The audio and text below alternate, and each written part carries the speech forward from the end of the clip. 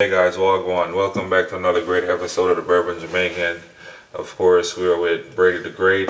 Dropping Nukes is out tonight, unfortunately. But we're bringing you something new out of Riff Distillery. You've seen we've done a bunch of their stuff from their 8-year rye to their winter whiskey, which is one of our favorites. We've done a couple of the notes in the past, but this is this year fresh drop. Yep. Yeah, so this came out, what, probably a month ago now? Yeah. Completely forgot about it. We meant to do a video on it, we forgot about it. So this is their rye, correct? It's the malted rye? Yeah, it's the malted rye, but it's a biscuit malt. It's 109.4 proof, so and non-chill filtered. It's 4 years. It's just an experimental malt for them. So it's a malted rye, but it's meant to be like the type of malt that they use for an Irish whiskey. So you get like a little bit of almost like a Scotch kind of feel. Yeah, so they call it biscuit malt because a lot of people say they get a biscuity taste on Irish whiskey. What kind of get biscuit? Is it a wheat biscuit or a grain biscuit? I don't know the difference, to be honest with you. You can tell though when you try it. Biscuit is just a European term for crackers. Sure, it's got like a dry. It's almost like our biscuits, but like on a dry kind of like fresh made. You ever buy a Bisquick? Yeah. Like if you made a biscuit out of Bisquick, where you just scoop it on a pan and throw it in the oven, and they look all like deformed and stuff. But they taste delicious. They taste, yes, they're very bready. Yeah. Yeah, that kind of thing, like a cornmeal kind of. Yeah, I'm excited. But either way, cheers. Cheers. Yeah, so right off the nose, I definitely get like a Scotch. Yes. A Scotch kind of note. Yes. It's very thin. But when we say Scotch, it's not peaty at all whatsoever. That's what I was afraid of with this. You were allowed to buy 4 of them, and I was like, I'm buying one because if there's a hint of smoke on this, I'm pouring it down the drain. SRP on this was 50 or 60. Yeah, they're no. I think it was 50 because it's a 4-year. Yeah, one thing I can say about New Riff is I think they try to keep everything under 70 or 75 bucks. Oh yeah. No matter what they come out with, like even that brand new 8-year. Yeah. They just turned 10 years old and they drop an 8-year small batch. And they drop an 8-year rye too. And 8-year rye small batch, and they were $70. Yeah. So yeah, definitely a big win for this one.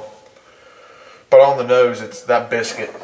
You definitely get that biscuit. It's like a tea biscuit. Yes. So it's a sweet. You get that vanilla. Yes. You get a little bit of that, like you said, that cornmeal. Yeah, like you know what I mean, like with that Bisquick mix. Yeah. It's like a heavy flour. Yeah. Kind of thing. All right, I'm excited. It's got some really nice vanilla too. I'm ready to jump in.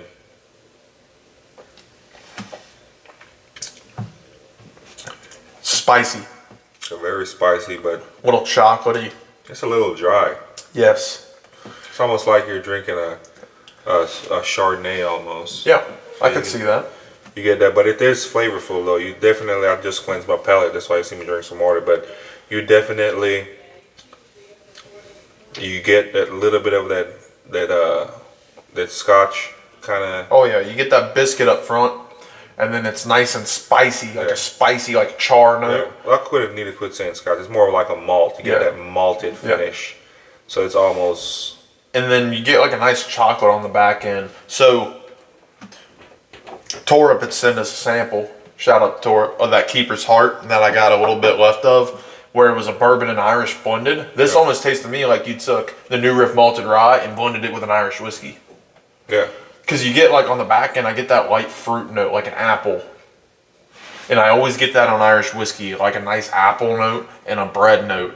And I get that on this, but I get like a creamy chocolate and a char that comes from that malted rye. I'm getting heavy chocolate. Yeah. It's like a creamy chocolate. But I tell you what, the finish is great. It's like a spicy chocolate, like a hot like those Mexican hot chocolates.